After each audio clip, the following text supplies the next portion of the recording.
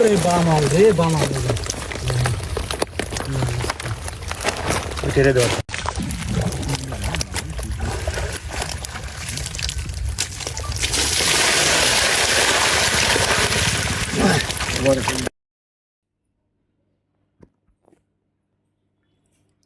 কে কিনছিল?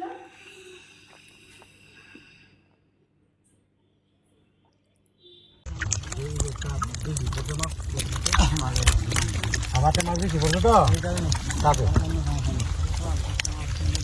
আসলে বাসা হয়েছে না এবারই আসসালামু আলাইকুম সম্মানিত ভিউয়ার্স, আপনারা সবাই কেমন আছেন?